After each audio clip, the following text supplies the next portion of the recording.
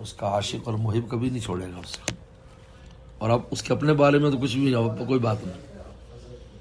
جس طرح باپ کو اگر کوئی کچھ کہہ دے یا لڑ پڑے کچھ نہیں، لیکن بیٹے پر کچھ کرے گا تو باپ کو بھی برداشت نہیں کرے گا.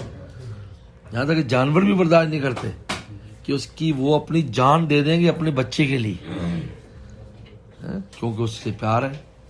تو حضور صلی اللہ علیہ وسلم اللہ تعالیٰ کے محبوب ہیں، تو ان کے بارے میں اللہ تعالیٰ بالکل فوراً فیصلہ نازل ہوتا ہے. حالانکہ ذات الہی، اب آپ دیکھ لیں کہ مکہ شریف میں کب سے شرک ہوتا رہا، اور یہاں پر وہ بت خانہ کعبہ میں رکھے تھے، لوگوں پر کوئی عذاب نہیں آیا. لیکن ادھر حضور صلی اللہ علیہ وسلم تشریف لائے اور انہوں نے کوتاہی کی، ایک دم میں بدر کے میدان میں سب کو رگڑ دی. یعنی کیونکہ اللہ تعالیٰ کی ذات تو بڑی ہے، حلیم ذات ہے، یہ محبوب ہے اللہ تعالیٰ کی. بالکل 2-3 سال میں وہی مکہ میں طلاق والے جو لوگ تھے وہ مٹی کے نیچے چلے گئے. 2-3 سال میں، ہجرت کے 2 سال کی بات ہے. وسلم کی ذات کو نشانہ بنایا، نہیں چھوڑا اللہ نے. اور اس سے پہلے شرک کر رہے تھے، کچھ کر رہے تھے، اللہ کی بیٹیاں بنا رہے تھے کہ فرشتے اللہ کی بیٹیاں سب ہے. حلیم ذات تھی، کچھ نہیں کہا، چلو چلتا رہا. لیکن آپ کی ذات مقدس آئی اور کسی نے کیا فوراً. تو اس لیے مدینہ شریف کا معاملہ مکہ سے بہت مختلف ہے. وہاں اس قسم کی کوتاہی، اس قسم کی بات چیت، سوچ خطرے سے خالی نہیں ہے.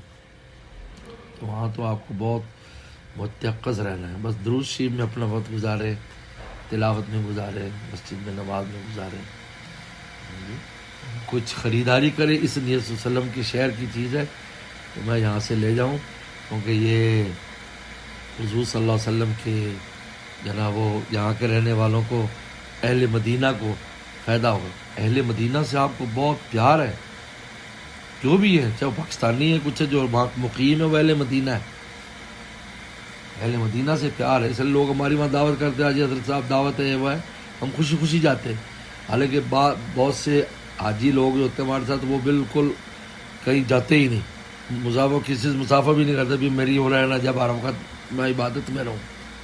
ہم کہتے ہیں بھائی وسلم خوش ہوتے ہیں، یہ اہل مدینہ کو ٹائم دیا ہے تو پھر لے آتے ہیں. ہاں جی ہاں، کیونکہ دعوت کھلانے والا جو ہے اہل مدینہ والا، حضور صلی اللہ علیہ وسلم کے مہمانوں کی دعوت کرنا چاہتا ہے. تو مہمان دعوت کھائے گا تو بیچارہ دعوت کرے گا نا.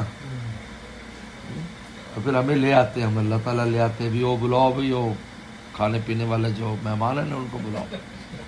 تو اہل مدینہ کو ٹائم دیتے ہیں، ہمیں پھر آ جاتے ہیں. گر کو کوئی سمجھتا نہیں، جانتا نہیں.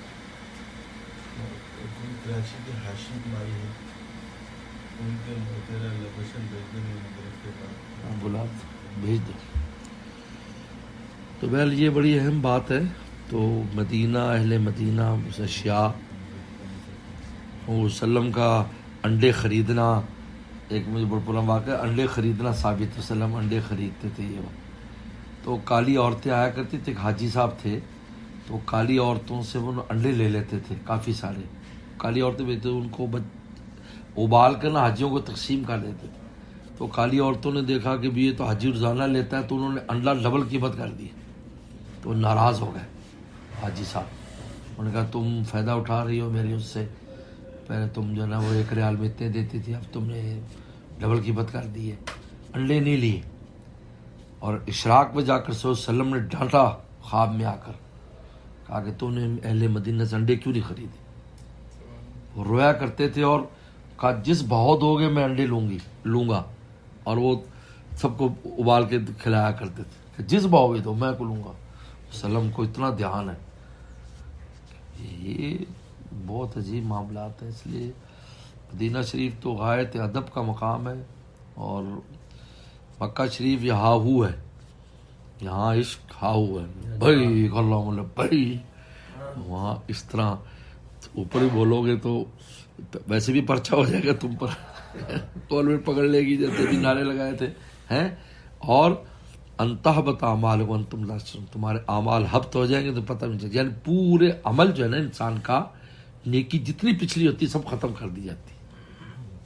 وانتم لا تشعرون، تمہیں پتہ بھی نہیں چلے گا کہ تم نے کیا کیا.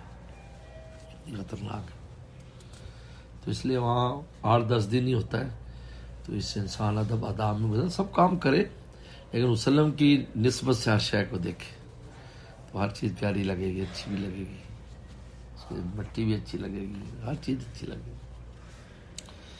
اللہ عمل کی توفیق عطا فرمائے. تو 40 نمازوں بتاتے ہیں وہ